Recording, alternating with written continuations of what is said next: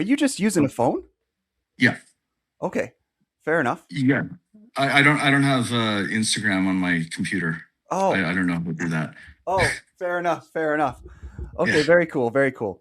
yeah. Yeah, That's why I was a bit confused because like I've got a podcast set up in my office, with lighting and yeah, mic and everything like that. yeah. But you have Instagram. You've just never used it on your computer. Yeah, yeah, no, of course. I mean, in fact, like, yeah, I have Instagram. I'm still kind of figuring it out. Yeah, yeah. That's the best I, dad energy ever. Like, I need to care less about toiling. I hate toiling with that little stuff so much that sometimes I just want to drop all of it and just say it's not my thing. I'm not doing it ever again. so I would say I hate it with an absolute passion, but I've slowly accepted it's a necessary evil. So I was on like made some major media and like podcasts and stuff without really a functional social media of any kind. Yeah. And then I got one because, shows were saying, hey, we need something to tag you in, Hmm. but I got it, but then I didn't do any work, didn't hire a team to help me, didn't do anything like that. And then, you know, kind of thought I need to start getting some messages out there. I need to start like getting like my thoughts from my book out Yeah, yeah. there. Your messages are I need really to cool. start, If I could just interject, I'll do a little intro here, and yeah, then we can get more into your stuff, if that's okay with you. Um, yeah. Yeah, yeah. Dude, thank you so much for your time today and coming on the show. I have had, you know, 2 dozen different PhD doctorate type people on the show before. But today in particular, I feel very, very underqualified for the conversation. But, I'm happy to have it nonetheless. And it's just so great to be able to have some of your time today. I can't believe it, to be honest with you. When I messaged you and then you replied, I was like, holy shit, this guy is just a nice guy. And then I had seen some of your stuff, and your messaging is amazing. Like your videos are amazing. Like I like the one where you're in the dark and there's just like a kind of a spotlight on you, but it's like outdoors and you're reading Okay, some yeah, stuff. yeah, yeah. Those are passages from your book, right? Do you just have the one Yeah, yeah. book? Yeah, so my second book is coming out in June. So basically, um, But yeah, no, but everybody, this yeah, is Alex yeah. Tarnava. Um, he is Italian. Tarnava. I feel like saying it like that, No, no, but no, no. no. It's Wait, it's Eastern European then Slavic, right? yeah, easiest would be saying Ukrainian. My family came from like the Carpathian Mountains. Okay, There's some people kind of like on the border of like Ukraine, yeah, Slovakia, Poland, but okay, fair enough. we just said So Ukrainian. But from what I could find, I mean, is it okay to call you a biohacker? I hate labels, Okay, fair enough. but We'll skip over that. We'll skip over that one. yeah, You yeah, have a book called Stress Hacked. yeah, How to get stronger in a civilization and designed to break you. yeah, Um, and by the way, the word putting hacked in there was for ironic effect okay. because nothing in the book is a hack. Yeah. Nothing is So easy yeah, in yeah, the book. And in yeah. fact, the book itself is 230,000 words. It's 652 pages, Okay. right? Okay. So Yeah. even reading the book is a challenge, right? Yeah. And Yeah. that was kind of the ironic Is there titling. an audiobook version of it? Yeah, yeah. And, Oh, okay. PDF Did too. you did So you read it for your audiobook or did you have somebody else read it? I had someone else read it, but I've been recording and doing shoot after shoot of doing video content for these clipping. So I may end up getting almost all of it, recorded in video. Actually, in about a week and a half for my second book, it's called The Stone Wall on Power, Human Nature, and the Failures of Justice. So it's interesting because I advocate for something called strategic pessimism. I basically things are going to go wrong and you need to have redundancies and be prepared because things will go wrong. But sometimes everything just goes right unexpectedly. Yeah. So I'm speaking at an event in Corfu, Greece, in about a week and a half or so from now. That happened randomly. I bumped into the organizer of the event at another event in December that I wasn't planning on going to, but had booked a podcast the day after the event. So I decided to go in and have some meetings. And that solved two things because one, I went to it. My wine company is one of the sponsors of it. I wasn't originally going to speak, but I was trying to solve because my wife is pregnant and she wanted to go on what I had never heard of before our first baby, but something called a baby moon, Okay, which is like a holiday for the mom when she's pregnant. So I'm like, that's okay, nice. That's not a bad idea. yeah, Greece and like Corfu, Greece, and as a business trip sounds like a two bird, one stone type thing. That sounds awesome. But then they messaged me pretty last minute and they're like, hey, do you want to speak at the event? I'm like, yeah, yeah, of course. Right. So that's great. And then Cool. I started realizing that we were formatting my second book and allocated more of like my editors and more of my staff to like rush out and get like an author's copy that isn't perfectly formatted with some of the sections not in it, but just has the sections I want to read and set up like videographers. And I'm going to do some chapter readings, one with like the Acropolis in the background in Athens, and then going to go up to Thermopylae and do some readings at the hot gates there. Yeah, yeah. So Some of the just, things that you read. Sorry to interrupt, but yeah, you talk so well. I kind of just have to. So I hope that's okay with you, especially on video sure. podcast. Some of the excerpts that I've heard from your book are pretty impressive, but like they almost sound poetic. Like is the book meant to be kind of like a poetry style sounding thing, or is that just It's what portions of it, it's, portions you pick yeah, to just read, or portions and they clip the best. I see, Right. I see. So like I use, a few literary techniques. I flow between like polemics, into very analytical, nuanced Okay, breakdowns of the subjects. Then I might go into solutions that I might wax poetic, and then okay. maybe to create urgency, I might go back into the polemics. What is Um, polemics? it's like using like a strong, like emotional or angry argument, like very critical, Okay, right? Like a lot of say influencers on like the far right are just 100% polemics all the time. okay. Like just criticism. Yeah, Everything like is Alex Jones type of yeah, thing. yeah, right. Like or like say like and I get criticized for this. I'm a reader, and I'm self-taught, so I always Were you get homeschooled, or? pronounced. I went through high school, but I was just talking to a guy the other even day who did all 12 years of his schooling homeschooled, and he's yeah, and very, very smart. It was incredible. I'd advocate for it. And actually, my third book, which will come out probably in November, October, November, is called "Manufacturing Minds: The Education System's War on Free Thought." Okay, Right, okay, and so I I have some break down the specific history questions. of education.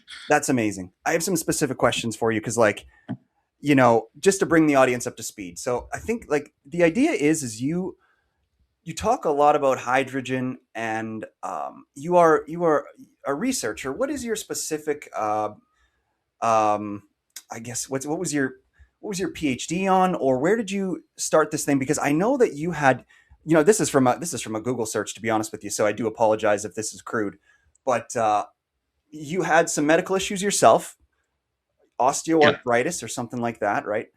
What is that? yeah. What is osteoarthritis? How is that different from So, regular arthritis?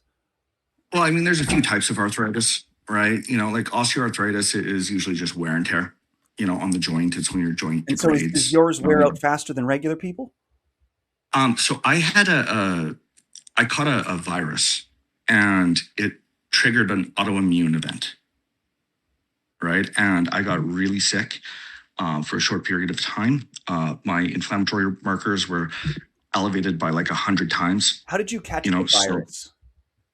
I'm not sure. My best friend and roommate, got it at the same time. Oh, At that time in my life, I had a successful business in another area. It gave me a lot of freedom. I was training athletically 4 to 6, sometimes 8 hours a day, 6 times a week. Even my rest days were, going for a hike or something like that. yeah, yeah.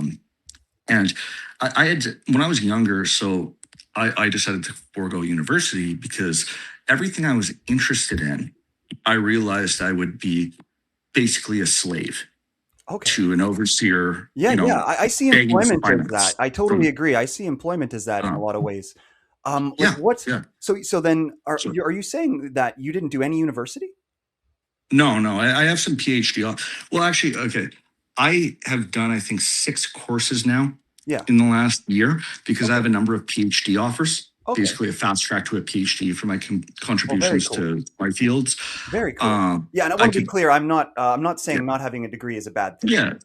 No, no, no. It's actually interesting. I may stop, and it's not that there's anything hard, but when we look into it, and when I've been doing this book, Manufacturing Minds, and then seeing what is actually being taught in these universities, it's not just not helpful, it's often harmful. And Yeah. we can look at some data. There's some population level data in the United States that, um, for instance, when you stratify people, and they all have a degree, like usually a bachelor's or a master's, below or above 90 IQ, there's no difference. Just so long as they get their degree, there's no difference in career success or earnings Wow. after they get a degree. Yeah. And that's how our society is developed and the institutional nature of our education. We aren't taught how to think. We aren't taught to be curious. We aren't taught to question. Yeah. Yeah. We're taught to comply. We're taught to regurgitate what we're told. Yeah. And there's an interesting phenomenon at play here. And this has been going on. And by the way, this has been going on for over 100 years, right? So a lot of people call it a conspiracy. It's not a conspiracy. It was an emergent system. There's no way they could have known what was going to happen from this system when they started developing this over a century ago. But we have created generation after generation who are taught to blindly trust authority. I had heard. The authorities, If I could just really quickly interject, you're about talking about blindly trusting authority. I thought that they did know what they were trying to do when they started it. It wasn't it. they I thought when they. so I'm getting to some, they did want workers, Yeah. and they Okay. wanted, like, there's a lot of things, and there was actually experiments Okay. that were done in, like, Sorry. Please Indianapolis continue. and in New York, and actually the one done in New York, I believe it was the Ashkenazi Jews who revolted, Yeah. Yeah. right, and Yeah. refused to follow the experiment. But Yeah. I forget the having a brain fart. I forget the town in Indianapolis where it was a failed experiment, but it still led to Yeah. doing this anyways. Yeah, education is But becoming so problematic. I completely agree with you there. If you don't mind, I could just ask you some because I got some burner questions here that like I would love to hear your spiel, man. Like, and it is very very eloquent, and I love it. But if I could do some targeted questions that I might be able to yeah, get, we might be able to find some topics that you haven't talked about before. Because it seems like absolutely. a lot of the things I've seen of you are very similar. You're kind of always talking about hydrogen, things like that, and exercise and health. Um, so if somebody was to ask you like, what's more important, exercise or drinking your, or like, tell me more about your. I don't want to get into too long of a spiel about what the product is, but like, what does it do specifically that enhances people's health? Yeah. So basically, hydrogen and what we're discovering over the last 19 years of research is hydrogen does have a physiological role in the body that we're not aware of. Right. And this makes some evolutionary sense. When we go back to our last universal common ancestors, so the single celled organism, which all life on the planet spawned from, um, its fuel source was hydrogen. Okay. Right? That's what it consumed from volcanic vents.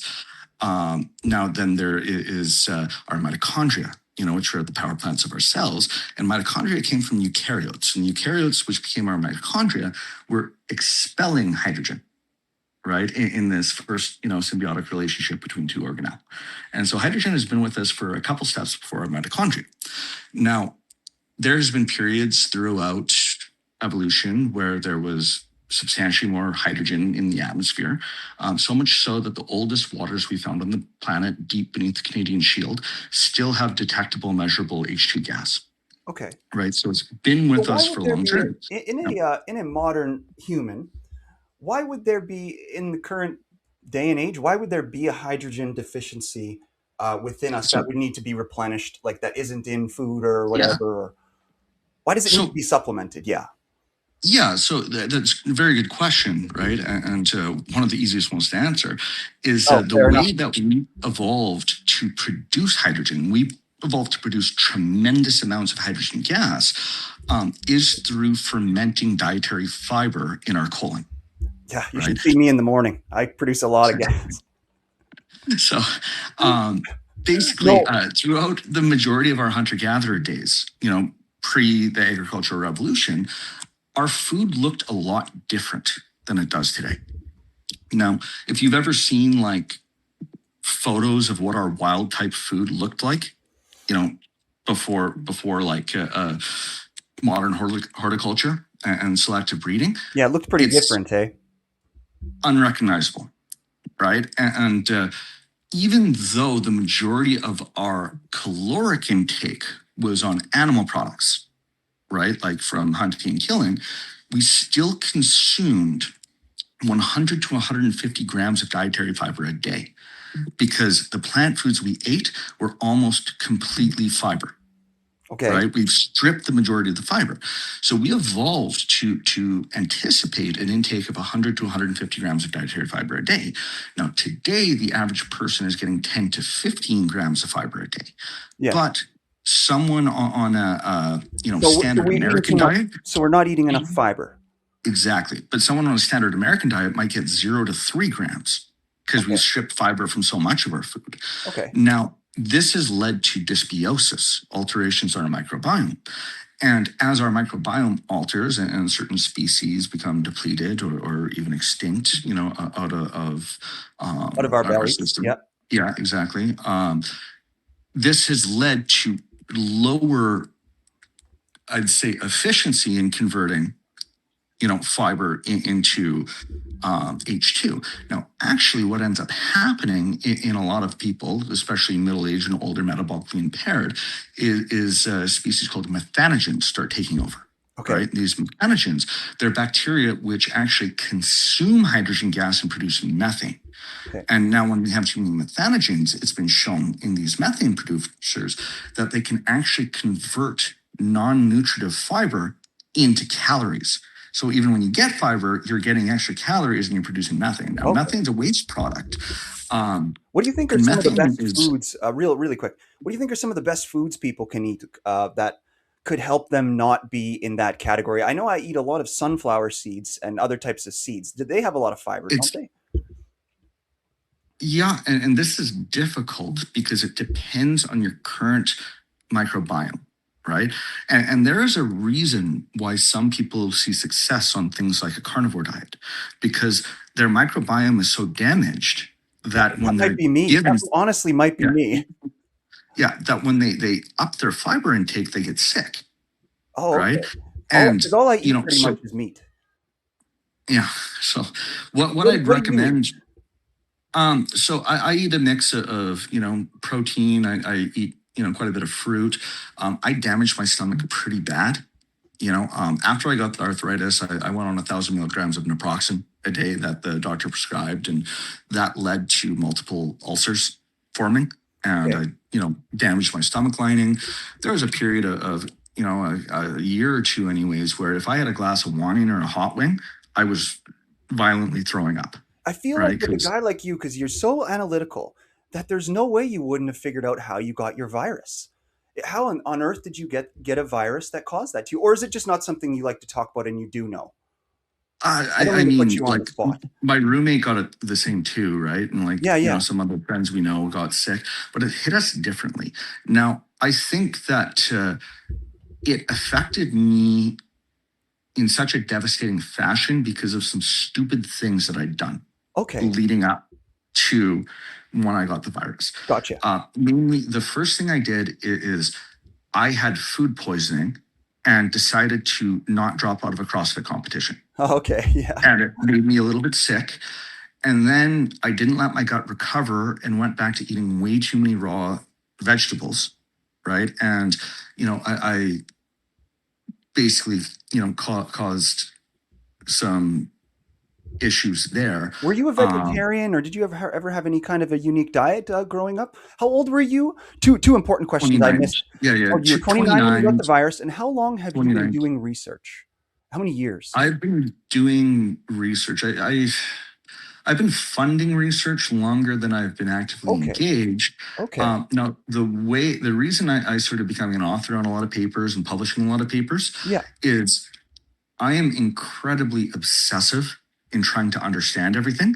And so as I dove into the research on hydrogen, I started having discussions with a lot of the professors who were conducting the research that I was, providing like, my patented, product in clinical trials to.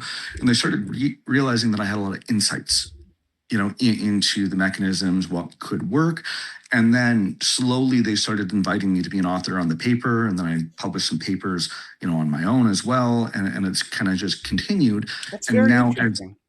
How did you as make new your money before? So if you started in that fashion, I imagine you made money in a different way. Like I myself made money in real estate. When I first started my career during engineering, I actually used to play professional poker. I got money, did real estate. And then so I could fund some stuff. But like you, yeah, how did that happen for you?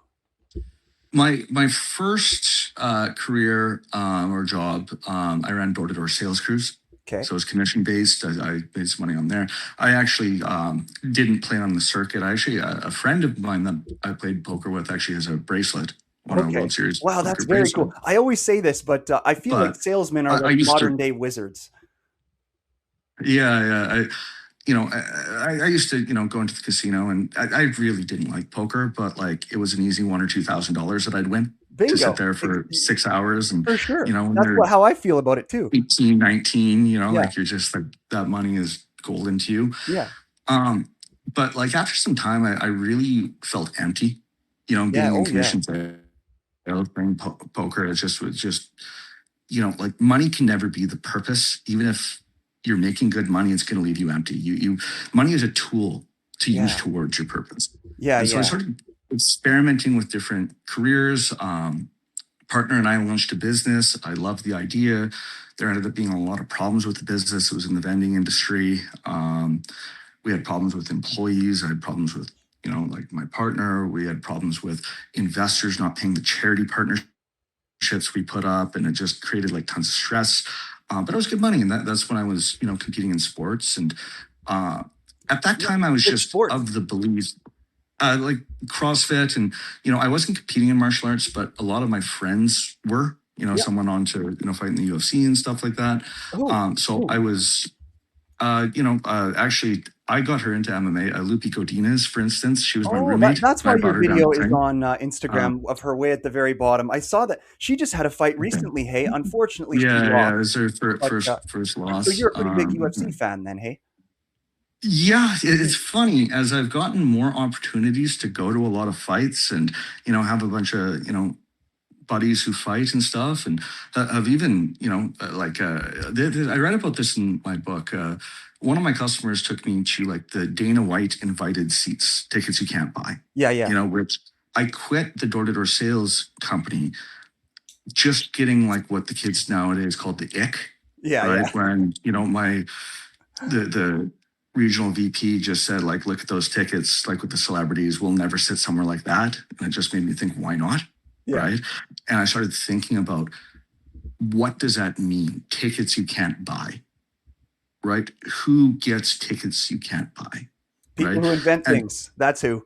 people who bring value to someone else in a position to give it, Yeah. right? And I started, it really reframed how I started thinking about things from that position. I might never sit in seats like that again. It's not the point, but it was very interesting that as I'm getting more of these opportunities, Yeah. it's like I've become more of a casual when before I was more of a hardcore Yeah. fan. You know what was pretty cool But that I saw you did is you did that in that interview, that little spot with Dr. Drew, and I yeah, really like him a lot. How on earth yeah. did you get that? Not that you shouldn't. I'm Um, just saying how did that come about? I guess. yeah, the producer saw my podcast with Gary Brecka and Okay. reached out. And yeah, So you've done a lot of podcasts then. Hey, how many appearances would you say you've done?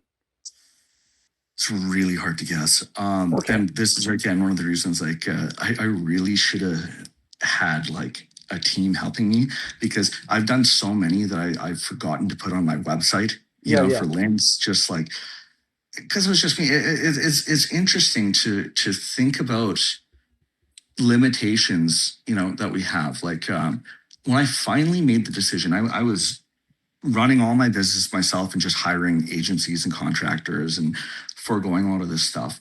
Um, and I just finally was like, I can't do this anymore, and I want to finish my books, right? And I hired a COO he started last April. Since then, I now have like over 25 or 30 full-time employees because it just Wow. spirals and just let my companies grow and giving me more time to pursue the things I The want. beauty of capitalism, hey? Yeah, I mean, here's the thing, right? And this is what I'm getting at in my final book, which it'll be my eighth book. It's called The Grand Illusion: How Global Finance Became a Ponzi Scheme and Why Defaulting on Debt Could Save Civilization. We've got caught in this false binary. And we do this all the time, as human beings. It's either this or that, right? Either it's Marxism or capitalism as it is. And we only criticize the other side and we don't criticize it what it is. And you know, really what we need, we're never going to progress unless we get to like a fourth political, ideology. And this is a concept from a very loathsome, thinker named Alexander Dugin, right? He's Putin's philosopher. He's called for the genocide of Ukrainians. He's a propagandist. He's a liar. Okay. But the best propagandists are those that have brilliant insight woven between obvious truths and then big lies, right? And so this is a reason we need to study the propagandists, because within their toxicity, we can find shards of revelation. Well, And that's well, why they can be so impactful. exactly. But can I, if I could just piggyback onto that, and this is where I would say that I'm not sure what you meant by the fourth political or whatever, but All of our conceptions of like political ideologies have yeah, failed. So none of them are working, okay, right? And it's one of the reasons why this rampant uh, and we call it liberalism, but it's actually antithetical to liberalism, right? oh, There's for been an sure, inversion that's taken place for sure. because if we look at classical liberalism, so many people who hate liberalism as it's defined today would identify as classical liberalists Yeah, 100 years ago. it's definitely shifted for You sure, know, and I think that that's uh, natural. Like my what I was going to say is in terms of what you were saying, and man, I like disagreeing with people sometimes. So this is a conversation. I hope that's okay with you. And then you can, truth only emerges through fiction. yeah, and you can If we're talk only back. looking for people Yeah, who agree with us, we're never going to learn something new. exactly. So, and I'm essentially going to advocate for disagreement here, which is I'm not the type. I'm not a person who says that I believe politics has failed, because I believe that through the disagreement is exactly what you're saying. We can't get those great propagandists to arise and give us little nuggets of truth over here on the right and little nuggets of truth over here on the left. And we constantly flow back and forth and use both ideas to come to the best situation. So, in a sense, for me, I see politics as being more successful than ever currently. But I totally, that's where I disagree with you a little bit in terms of being. But you said you believe in a systematic, it wasn't systematic pessimism. It was systematic Strategic pessimism. strategic pessimism. See, fair enough. But here is where one of the areas I like to omit pessimism a little bit when it comes to politics, because it is so easy to fall into those patterns of just hating everything political, hating everything legal. Like I have talked to so many people that have just so much bad blood for the legal system, where it's basically like they don't trust it anymore. They don't trust the political system. It's because they're fundamentally looking at it in the wrong way. They think it leads to a single solution when the reality is it's a process that functions. It never gives an endpoint. That's not the what it's doing. You know what I'm saying? Yeah, no, 100%. I talk about this actually a lot, that our systems, people think they're conspiracies, right? And so they say, let's tear down this whole system. Yeah. And Who invented this? Yeah, yeah, yeah, rather we need to understand how and why the system came to be and its emergent principles, yeah. right? Because all of our systems are built patchwork, one layer at a time. Exactly. Over And time. Yeah. over time, right? And what appears to be conspiracy is typically tacit collusion. right? Because as the layers are added, the layers will inevitably serve who is in power at the time, Yeah. right? God That's damn just it, a little man. bit of power. That's human behavior. Yeah, you speak so well. The way you just put all that so perfectly, that's amazing.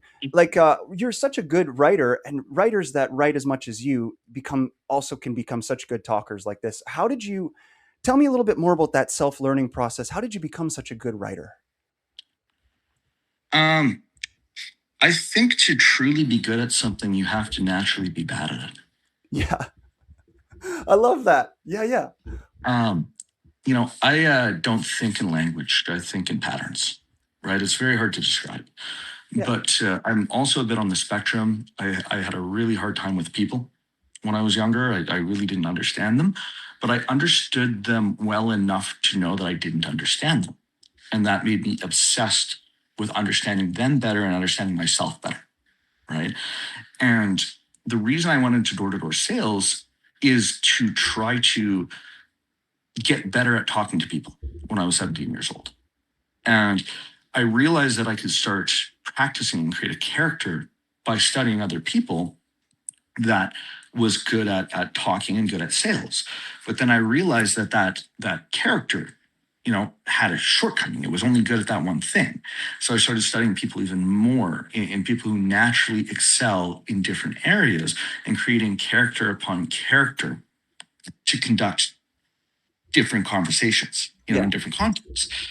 But then in time, as you're running these patterns, as you're running these characters, they all start to kind of mold together and it just became who I was. And it Okay. was the same in writing. I Yeah. really want to get my thoughts down, but my thoughts were often incoherent, Yeah. right? Because they just flow. And the only time I feel like writing used to be when I was drinking, Yeah, yeah. right? And so I drink and then I just start writing and writing and writing. And then I'd have a hard time understanding what the hell I was talking about. Yeah. Right. So I'd read it back. So then I just started really thinking about language and how to frame language and how to get my message across to other people. Because at the end of the day, what is the purpose in having a thought or an insight if you don't share it with others? Yeah, the distribution of it. Yeah, totally. And, I like, find there's a lot of value. If I could quickly interject, that's yeah, beautiful.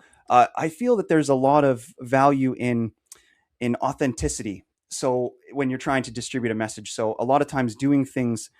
This is where I give a high value to the improv aspect of, fixing that incoherence, as you call it, the natural incoherence to our thoughts before we've properly thought them through, spoke them out, written them down. I feel like you know, we're all looking for solutions to that. And my solution is I like to talk extemporaneously like this to people, just have thoughts, speak them.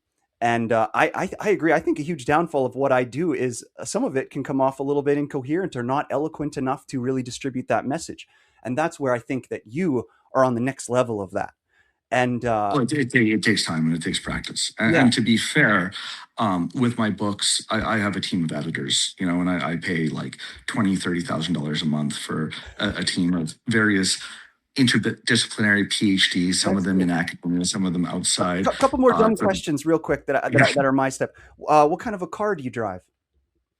I have a 2014 Mercedes AMG CLS 63. So nice Those are fast really car, but nice. 12 years old. Those are really nice. I have an right now. I have an O2 M3 that I really like, and it's a convertible. It's pretty Hmm. sweet. Are you, so you're married with children? Or Yeah, okay, cool. How old are you? You said you're I'll be 41 in May. 41 in May. Okay, that's very cool. So I was curious about this. Have you thought about this part? Like, do you have a target audience? Hmm. So yeah, and I've thought about this a lot, and I've told everyone in marketing, everyone I've hired, every agency that they're wrong because they all tried to tell me what my target audience is, and I Exactly. told them all it's wrong, Yeah. right? Um, my target audience is very hard to pin down, and it's very eclectic, and I've Yeah. told them that. Because I talk about so many different things, and I talked about them in ways that other people don't, right? Yeah, and it can So be hard for other people to marketers, understand, I think, because you talk at such a high level. It might be just kind of for the upper echelon kind of thing, or is that what people tell you? Or No. So basically, so like I had, hired various agencies, hired various people in marketing to try and help. Um, Even like and actually like he does really good work, and he's really helped with some of my companies, but did a summit with a former Hollywood screenwriter who worked under Oliver Stone for a number of years to try and find my identity and who I appeal to. Everyone thought I was going to resonate with younger, angrier men, and I said I just don't think so. Yeah. Right. In fact, I know I won't. Right. And they're looking at some of the topics I talk about, which other like polemical people, in various extremes on the political side will talk about these issues, but I talk about them in a much different way. And I vehemently argued that my number one audience was going to be women, probably 30 and up. And they said, "What kind of women?" I said, "All women, it doesn't matter." Yeah. Right. That's the And poetic then I side of said, it. Yeah.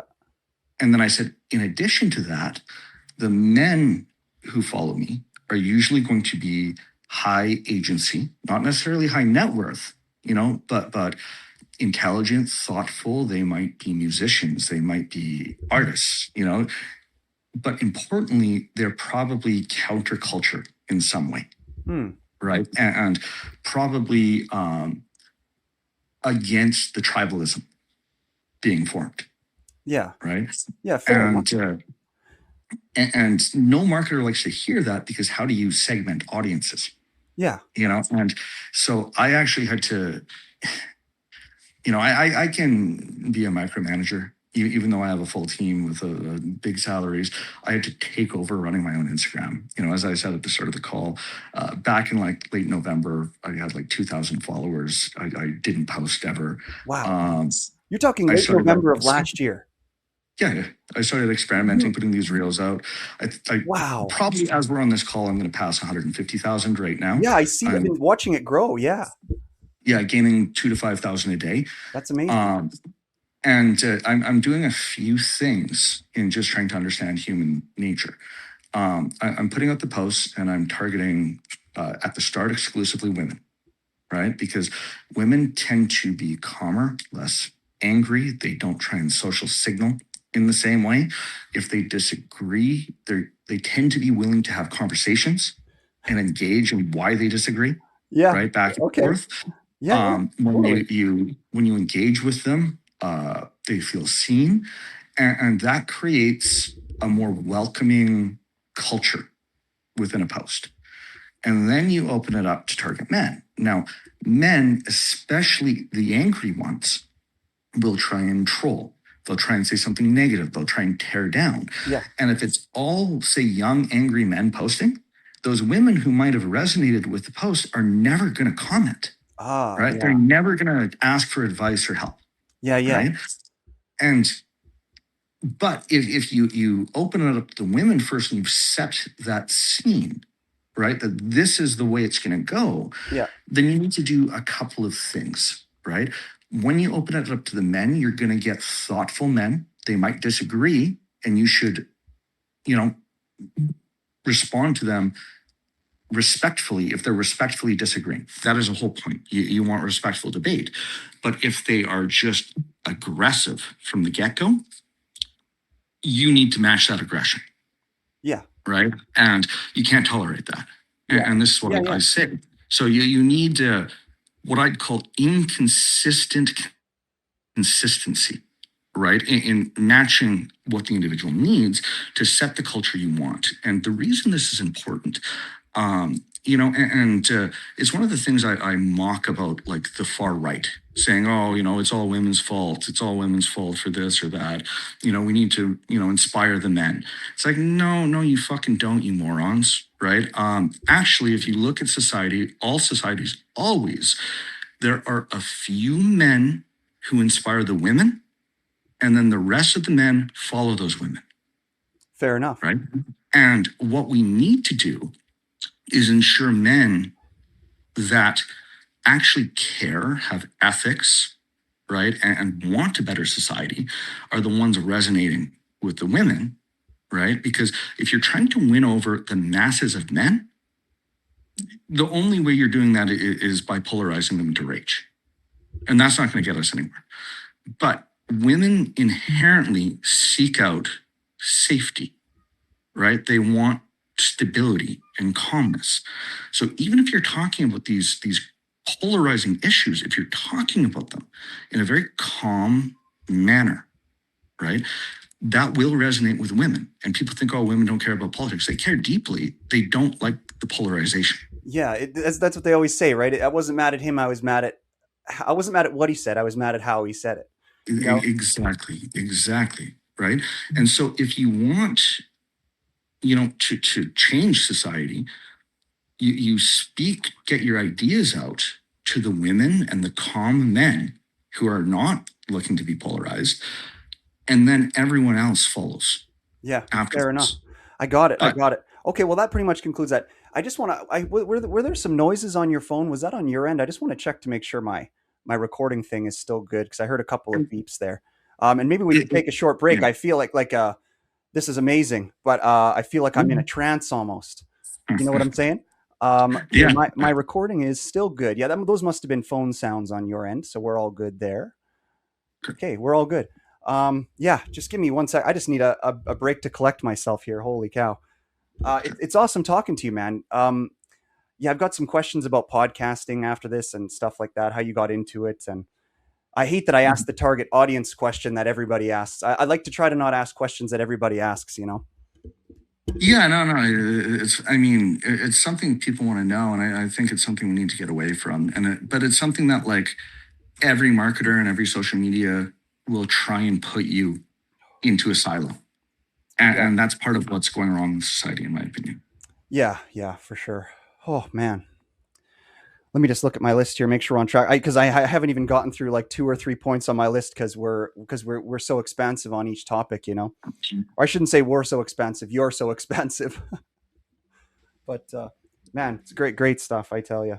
Um, Thanks again, just for making the time for somebody like me. You know what I'm saying? Yeah, Like, no problem. yeah. Um, all If right. I have time, I always give it. Yeah, that's But awesome. I don't always. Yeah.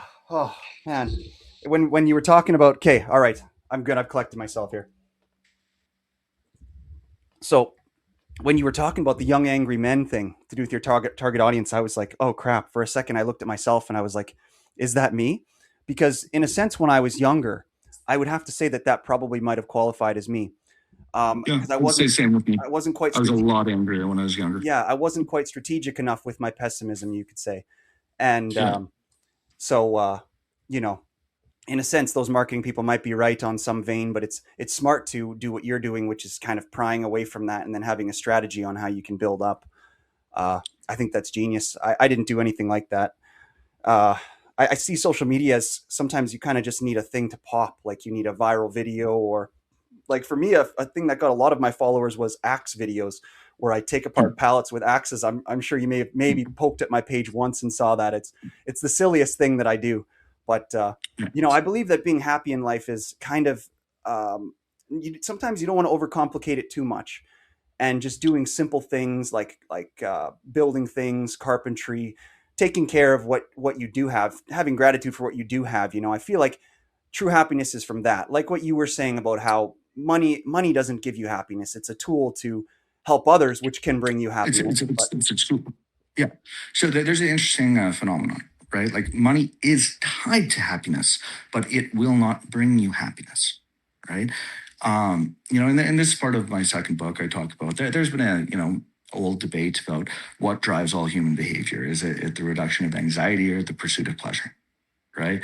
And I think the reduction of anxiety gets it closer, but it's yeah, still insufficient, okay, right? And we can look at some data and show that the highest rates of anxiety and depression are at the two extremes in socioeconomic status. It's at people who have the least and people who have the most. However, the highest rates of life satisfaction are within people who have the most, hmm, right? So people who have the most tend to fall into extremes more often, either very high life satisfaction, low depression, low anxiety, or very low life satisfaction. Mm. high anxiety, high depression. And we need to think about the architecture of how our mind works and what we are driving to, in our thinking. And we've got this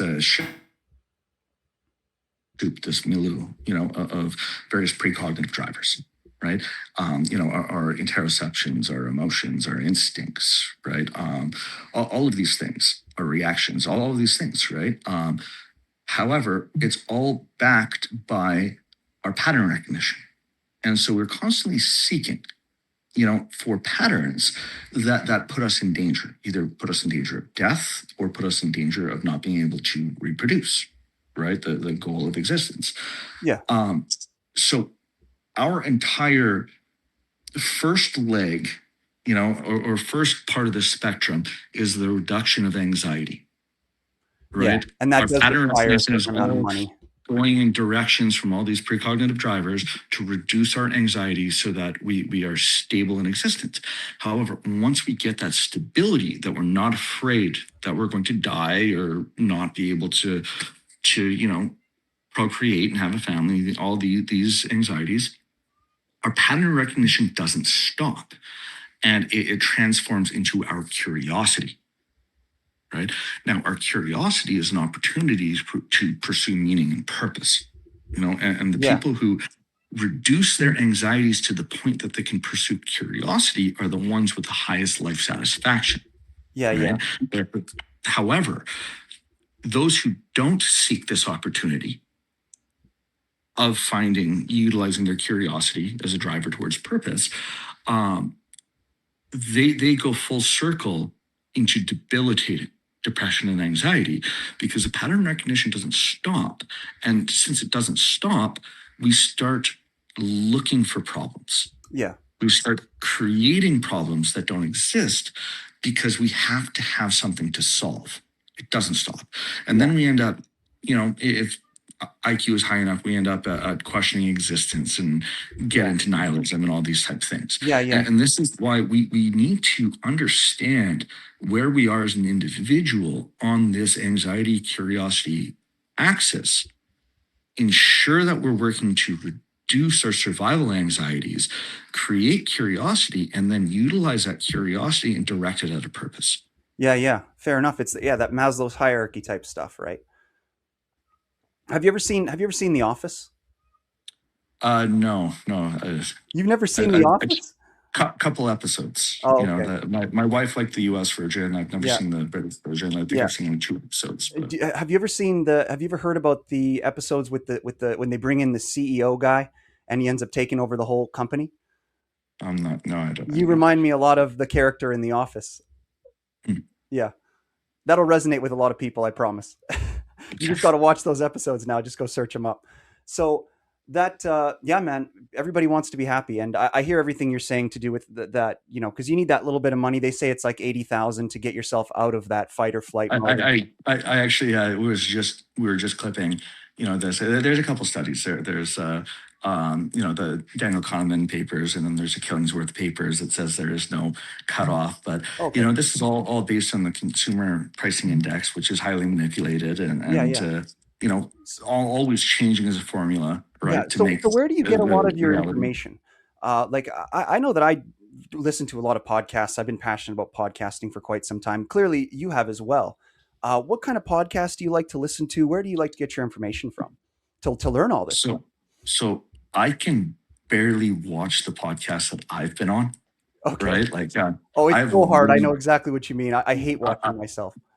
I have really bad ADHD, Okay. and I can maybe listen to a podcast for 5 to 10 minutes until I forget that it's on and zone out into thought. Yeah, yeah. So I tend to read, Okay. and I tend to, debate and actively debate. And, like I said, I have this stable of editors, within academia, some without, like interdisciplinary, neuroscientists, biochemists, like PhDs in political science and, religious studies and, philosophy, right? Like a couple in philosophy, like I interdisciplinary and wildly different ideologically, Yeah. because everyone brings their own perspective. And I'll write the first or second draft of the book, and then all editors will kind of say, hey, you need to look at this, you need to read this book, you need to read that book. And that way, I don't ever get myself into like an echo chamber silo, because I'm going all over the map. Like in the second book, I go as far as I'm doing what I'm calling alchemical inversions, where I'm taking extreme opposites and reading them back to back and trying to find the overlapping observations, Okay. where they agree with each other. Yeah. Yeah. Like I did that, with like Carl Schmitt and Adolf Hitler and Hannah Arendt, right? Okay. To look at the shared observations in what was going on leading up to the Holocaust. I do it with multiple second wave feminists and Otto Weininger, who's probably one of the most loathsome misogynists who ever lived. Basically, he Tell probably me would about be him. credited with he'd probably be credited with trans theory. Oh If dear. he wasn't how he was everywhere else. He basically posited that everyone exists on a spectrum between pure male and pure female, right? And he published it before Magnus Hirschfeld, published his work about a year before. They were contemporaries and they cited each other. But Weininger used it to basically declare everything good in the world was male Yeah. and everything stupid and evil was female, Yeah. Yeah. right? That's not nice. And then in the later work, he was ethnically Jewish, but he had denounced his Judaism and went to Protestantism, and argued that the Jews were the most woman-like, Yeah. of all the Europeans, and then the English were the second, right? Like, Yeah. Yeah. so, he was a deeply mentally ill and conflicted individual who had some very interesting observations in between his hate. But it's sad. I mean, he killed himself a few months after releasing the book, Oh right? geez. So it shows his deep trauma and conflict, Yeah. as he was writing all these things.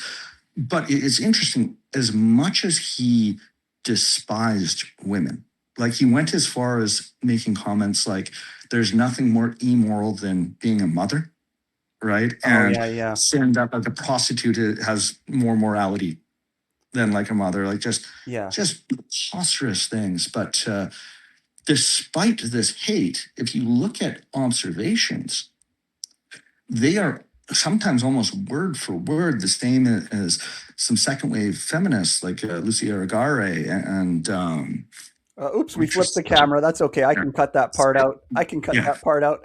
Um, if you look at his observations, they're almost identical, sometimes almost word for word, as Yeah. observations of various second wave feminists like Lucy Arigare and Carol Gilligan and others, um, except they're framed differently. Yeah. They see the same thing, and Weininger says this is what makes women less than, and the feminists observe these things and say this is what gives women their power, Yeah. Yeah. Let me ask you. right? Let me And ask you a helps them. question. There's people that think that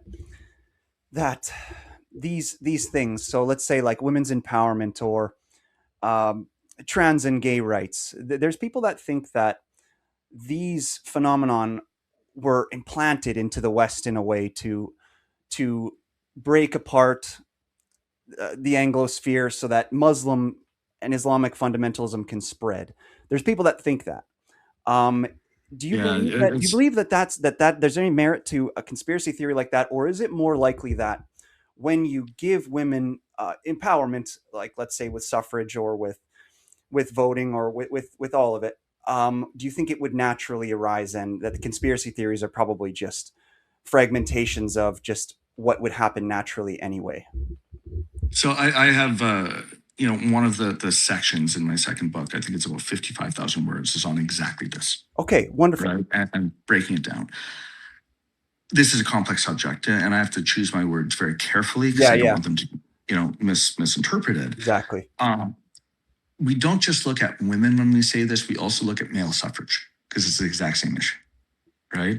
And we look at the noble causes, and then we look at the execution, and we have to understand the emergent motivations and why it happened, and why it's insane to think this was all a pre-planned conspiracy. It just doesn't make any sense. Now, we do know, and there is, a good argument, like actually in the Soviet Union, they tried to break up the family unit. And Karl Marx spoke quite extensively about the need to destroy the family, right? And how the state would become the new family. Yes. So the first like female like minister of a government's like equivalent was named Alexandra Kollontai in the Soviet Union, and it was her goal to break apart the family unit, and it failed. And then they shifted, and Stalin stopped the practice of trying to forcefully break up families and take away children away from parents, because Kollontai believed that if mothers didn't have to look after the kids, if the state did it, that they'd be happier and would just go work and be productive. And it was insane. It really was idiotic. Yeah. But then Stalin was like, okay, we still want to break up the family, but this didn't work. And that's when they started the practice of creating pathways where they broke up extended families, where they'd take men from Kazakhstan or Ukraine and put them in Siberia and put Russian men into those areas. And they started breaking up the extended family network. We did it a little bit different in the West. Now, we did it, and there was multiple competing motivations. And again, we have to look at human behavior, human motivation to understand these things. Yeah. In the West, you had the state, right, who was looking at urbanization and looking to provide utilities for people and resources for people. It is much easier to do that when people urbanize, right? So they started incentivizing people to come to city centers, and they started promoting, the nuclear family, right? So they never tried to break up, the nuclear family. They were trying to break up the extended family so people would get out of their small communities. Now, in the capitalistic nature of the West, this was embraced by the corporations, because the more families were broken up, extended families were broken up, that's more households to sell more goods Yeah, to, more absolutely. I appliances, and actually, everything like yeah, that. absolutely. I had just talked to an author. I'm hoping her name jumps into my mind here. She wrote a book about exactly this. She's a Mormon lady, and she wrote a book about the modern village, and how they're taking away walkable societies, and with car infrastructure, they're promoting corporations. Everything that you're saying, she is combating that directly. Um, yeah, so it's funny that you bring that up, because I just talked to another author who was speaking exactly about that and it being a So problem. now we have to look at what has happened because of suffrage. And I say suffrage, both male and female. And we have to look at this soft bigotry that occurred through suffrage. Yeah, Now, in the noble, and I cannot understate this, the noble goal of giving all individuals, first male, then female, a right to vote and pursue any career they want, right? We falsely elevated certain careers that extremely small percentage of mostly male and generally speaking less females naturally aspire to, yeah, yeah. right?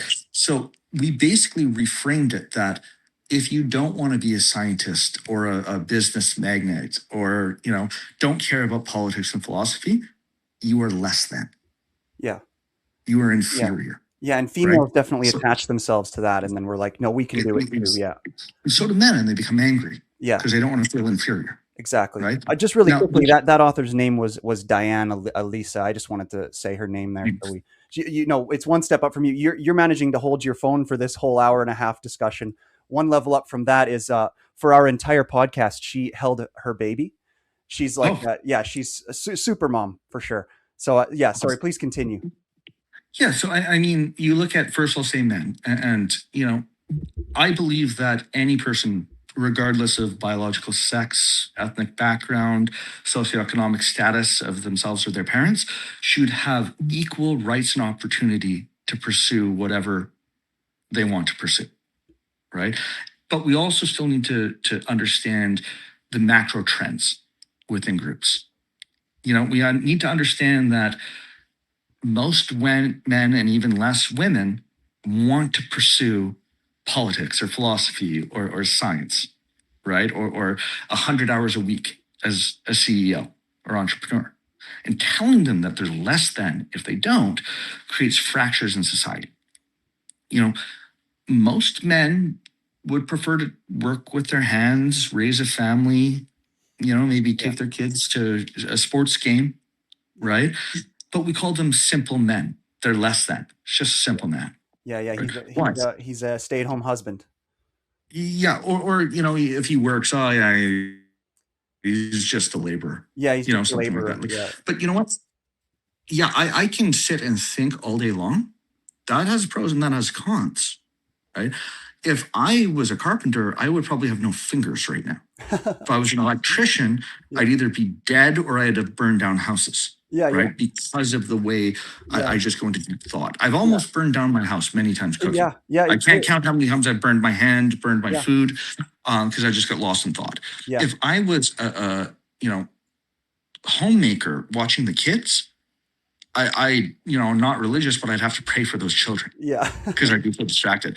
It takes everything in me to give my full undivided attention, Yeah. to like kids for even a couple hours, right? Because I have ADHD. I just Yeah. I get deep lost in thought. My brain Yeah. just does not work that way. Yeah, yeah. So You've got to we, do we what you were meant to do for sure, and every different type of person is meant for different things. I totally exactly, agree. and that is what community is, and that is what Yeah, society is. We all contribute in different ways. totally. Likewise, most women would prefer to be with their Yeah, sisters and their mothers yeah, and their cousins and their yeah. friends. So do you They think that that's want a to be in their problem with the West? community. Because we were talking about the East It versus the is. West, and do you think that that's becoming a problem in the West? It, Is a little bit of that it is. mismanagement of following our natural roles? 100% it is, right? And also the inversion, because historically, men are the liberals, right? We are the ones that care about our individualism. And it's women who Yeah, have pulled the reins in and yeah, said, no, no, no, no. We need stability, yeah, yeah, right? And we have inverted this in modern times. And men have become the conservatives and women have become the liberals. And yeah, we are yeah, both terrible at each other's role. yeah, And we are fracturing politically because we've inverted what we are innately good at. And again, I am speaking in generalizations. yes, yes, Some women think more like the average man, some men think more like the average woman. These are generalizations from a macro level. This absolutely. is, we cannot discount individual experience in this because every individual is just that and should be judged Yep. on their own individual merit. But by inverting this, we've done great harm to the function of society. And by telling women that you are less than, if you want to be a stay-at-home mom and raise kids, Yeah, you are less than, you're supporting the patriarchy. What are you talking about? We don't have a society if we don't have mothers. Full stop. We're extinct, yep, right? And the harm in suffrage, and suffrage was noble. I want to say this again. Everyone should have right to pursue whatever they want, but we have to acknowledge that some people might not want that, right? We should allow access. We should celebrate. If a woman wants to be a scientist, we should applaud her, just like we should applaud her if she wants to raise children, yeah, right? yeah, And we have removed choice from people. And we've told a woman, you should go sit in a cubicle and be lonely and alone with a cat at home yeah. to avoid getting married and having kids. Yeah, yeah, it's a bit of a mishandling of that for sure. I completely agree. So it's we have this tendency when we swing, the pendulum swings hard, and we Yeah, go to opposite extremes, and that's something that we need to resolve. We need to create systems that account for our nature while also giving equitable opportunity to yeah, people. yeah, We need to understand that different people are good at different things. We have different capacities. Hierarchies emerge naturally for a reason, yeah, but that doesn't define the individual. that each individual should be given the freedom to pursue what they would like to pursue, so long as others are allowed. Yeah. This doesn't mean if someone wants to be a serial killer, Yeah. they can go free and pursue that. Yeah. But if like a certain class of men are allowed to go into politics, everyone should be allowed to go into politics. Yeah. Right. And that is what equality of opportunity is. That doesn't mean that everyone ought to do that. Yeah. And there's a big difference. Mm-hmm. Yeah, I agree. And it seems like what now you're describing is a little bit of the problem with the East, in the East being, globally. So you seem to Yeah. have a little bit of This is a totally different. This is I write extensively about this, right? And you look at the evolution of cultures. And the East is a lot more conformist. yeah. Their morality is built on shame, Yep. right, and normative cultural behavior. Whereas in the West, or not just the West, but also say the Brahmin class, of India, the Persians, basically people who descended from the Proto-Indo-European people are possibly the only people that have ever existed where the selection in the cultural norm was selecting for individualistic morality. And you look at this, and there has never been a heterogeneous philosopher from anywhere but a tribe that descended from the Proto-Indo-European people. Yeah, yeah. The closest it came to is Yangism in China, and they burnt all his texts. Yeah, explain more what you mean by individualistic morality. So individualistic morality is the conception that we have this morality that's innate in us. We make these decisions. We believe that we are in charge of our own destiny, that our actions that we hold are going to make the world a better place. Whereas shame-based cultures is more of, this is the normative behavior. You must behave within the norms of society. And if you break the norms, you have broken trust with the society. Yeah. Whereas in the West, we're more autonomous. Or not just the West. Again, like look at the Nepalese, which are largely from Brahmin descent, right? Look at the Brahmin people in India, like the Persians. So in the Proto-Indo-European expansion, we have historically had various aspects of fierce autonomy and individualism. We defy opposition, right? We do not want to be told what to do. We believe that our guiding force is what is right. And it's very different. And if you try and force someone who has an innate tendency towards the wrong, basically societal mechanism of behavioral control, you're going to get bad results. Yeah, yeah. Right? So like if you build a society based on guilt, on individualist morality, and you get people who have a tendency to only follow shame-based moral practices, they're going to mimic and they're not going to know what's going on. Likewise, if you get people who are fiercely autonomous following individualistic morality and you transplant them into shame-based cultures, they're going to go crazy and try and rebel and be disruptive. Yeah, yeah. Right. And so that's why we see so many, like a Ukrainian like yourself. That's why we see you guys separating from Russia, and then a lot of you guys immigrate over here to the West, and then that's it. And it rewards that individualism a little bit more, right? 100%. I got to cut it after this because I've got a call starting right now. But this is actually the culmination of my second book, and it's my treatise on power. Okay. Right. And the evolution of power and the spread of the Proto-Indo-European people and how they moved through society. Well, the Proto-Indo-European people came from the steppes in modern day Ukraine and Caucasus and South Russia, and they expanded into India and through Persia and became the Greeks and the Romans and the Celtic tribes and the Germanic tribes and the Slavic tribes and everything. And this fierce autonomy led to both